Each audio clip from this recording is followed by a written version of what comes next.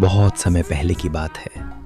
एक दूर रेगिस्तान में सुनहरी रेतों के पार एक छोटा सा गांव था, अल-मशरक।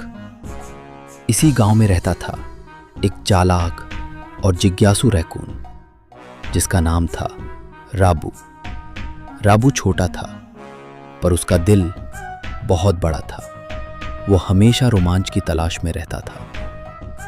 एक दिन जब राबू रेगिस्तान में पुरानी गुफाओं की खोज कर रहा था, उसे रेत के नीचे दबा एक पुराना जादुई कालीन मिला। कालीन ने अचानक हवा में उड़ना शुरू किया। राबू चौंका, लेकिन डरने की बजाय वो उस पर चढ़ गया। कालीन उसे सीधे एक चमकती हुई नीली लौ वाली गुफा की ओर ले गया।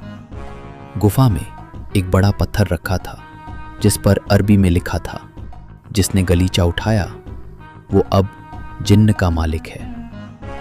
राबू ने जैसे ही आगे कदम बढ़ाया, नीले धुएं से एक काला जिन्न प्रकट हुआ।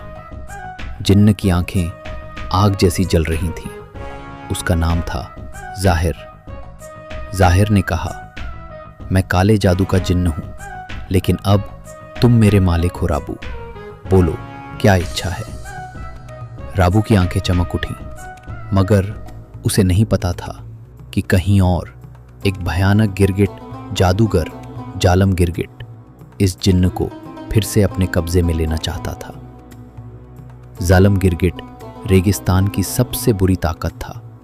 उसकी भाषा में जहर था और जादू में मौत। जब उसे पता चला कि राबू ने जिन्न पा लिया है, वो आग बबूला हो गया। वो छोटा सा रैकून, मुझसे मेरा जिन्न छीन ले, मैं उसे मिट्टी में मिला दूंगा। जालम ने चिल्लाया और अपनी काली छड़ी से एक तूफान बुलाया।